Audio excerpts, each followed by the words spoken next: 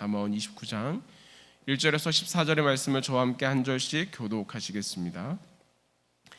자주 책망을 받으면서도 목이 곧은 사람은 갑자기 패망을 당하고 피하지 못하리라.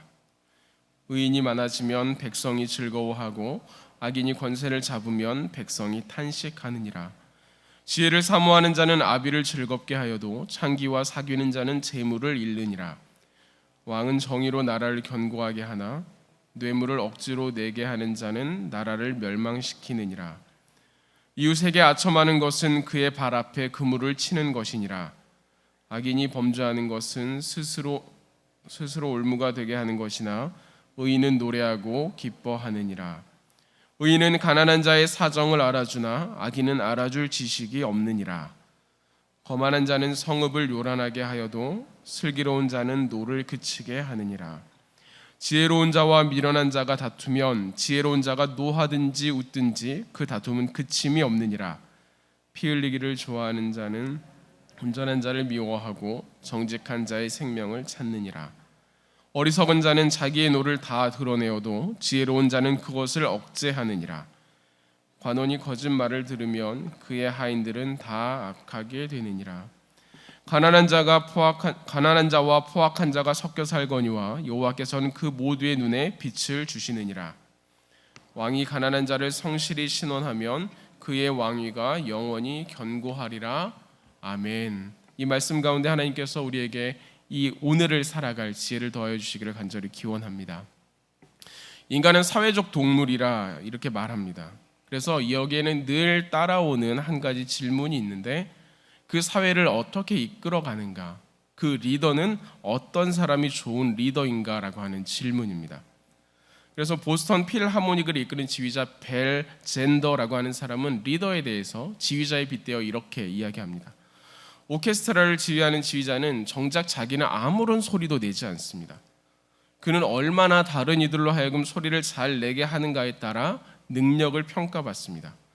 다른 이들 속에 잠자고 있는 가능성을 깨워서 꽃피우게 해주는 것이 바로 지휘자로서의 참된 리더십입니다. 이렇게 이야기하는 것이죠.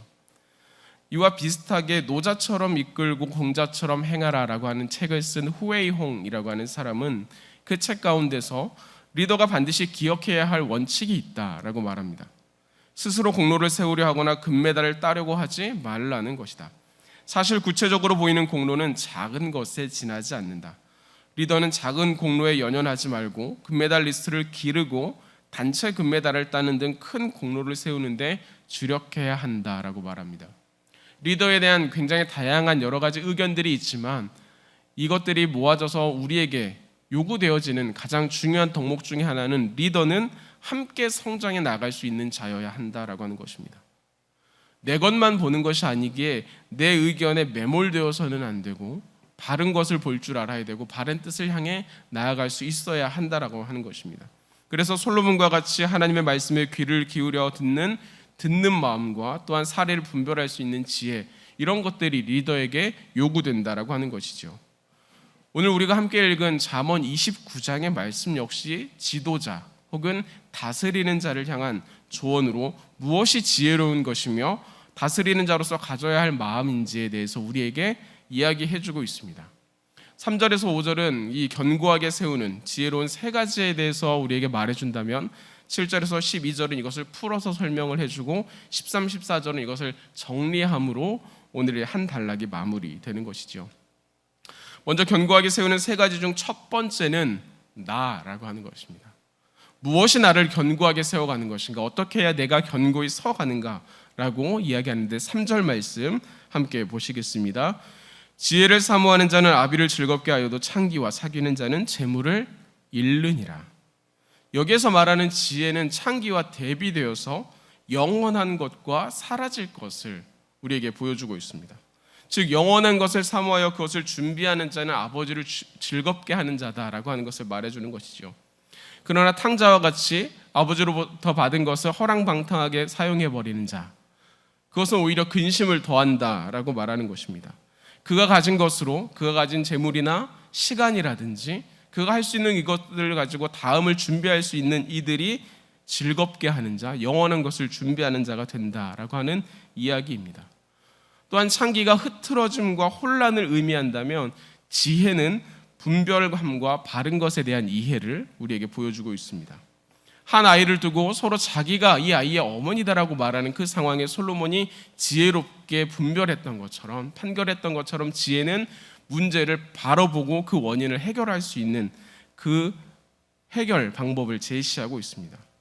그래서 이 지혜로운 자, 즉 의인은 가난한 자의 사정을 알아준다라고 말합니다. 반면에 악인은 이것을 알아줄 지식이 없다라고 7절은 우리에게 말해주고 있는 것입니다. 여기에서 가난한 자의 사정을 알아준다라고 하는 이 표현을 히브리어에서 바로 직역해서 살펴보게 되면 이 사정, 그의 형편이라고 하는 이 말이 정당한 주장 혹은 권리라고 하는 것입니다. 당시에 많은 이들은 가난한 자라고 하면 그들의 권리에 대해서 무시하기가 일쑤였습니다. 너가 아는 것이 무엇이냐, 너가 할 수 있는 것이 무엇이냐라고 이야기한다는 것입니다. 그래서 그의 내용과 그의 정당한 권리와 상관없이 그의 형편과 그의 상황과 그가 할 수 있는 것에 따라서 그의 이야기를 아예 묵살해버리는 경우가 많이 있었던 것이죠. 하지만 의인은 겉으로 보여지는 모습이나 관계의 형편과 상관없이 그들의 이야기를 들어주며 공평하게 판단한다라고 하는 것입니다. 그러나 악인은 이것을 들어줄 지식이 없습니다. 그는 정당함에는 관심이 없기 때문입니다. 그렇기에 그는 다툼이 끊이지 않는 자입니다.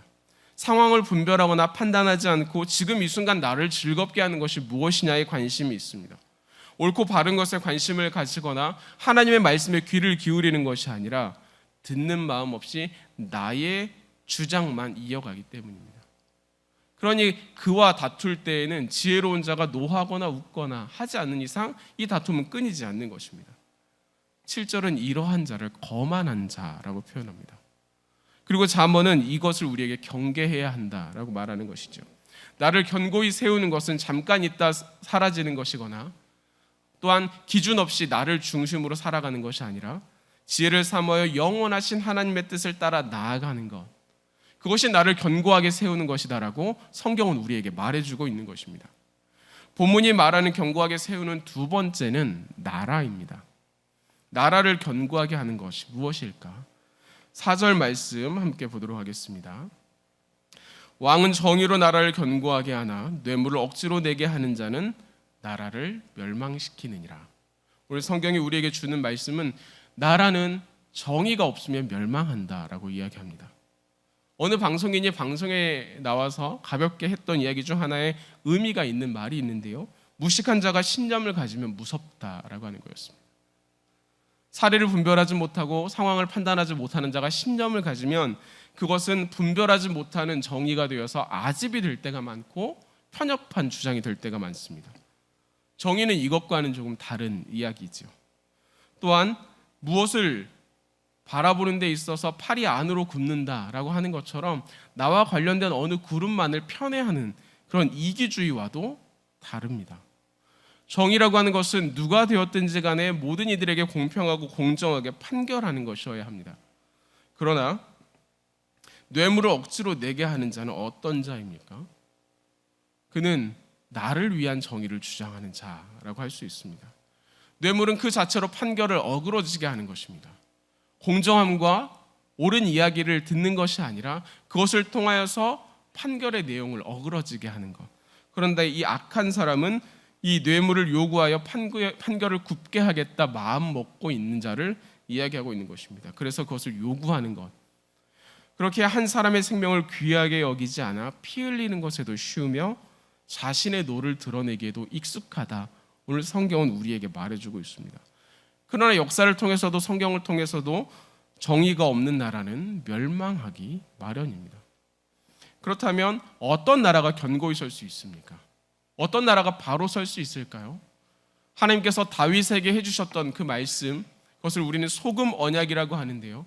변하지 않을 하나님의 약속이 어떻게 나타나게 되는지, 다윗의 왕위가 어떻게 이어지게 되는지 하나님께서는 다윗에게 약속을 해주시며 또한 그의 아들인 솔로몬에게 말씀하시는데 무엇이라고 하시는가 하니 내가 만일 내 아버지 다윗이 행함같이 마음을 온전하게 하여 바르게 하여 내 앞에서 행하며, 마음을 온전하고 바르게 하여 하나님 앞에서 행하며 뿐만 아니라 내가 내게 명령한 대로 온갖 일에 순종하여 내 법도와 율례를 지키면 하나님의 말씀에 순종하고 하나님의 법도와 율례를 지키면 내가 너의 왕위를 영원하게 이어지게 하겠다. 하나님께서 다윗에게 그리고 솔로몬에게 약속해주고 있는 것입니다. 내게서 하나님 앞에 오를 자가 끊어지지 않게 하겠다.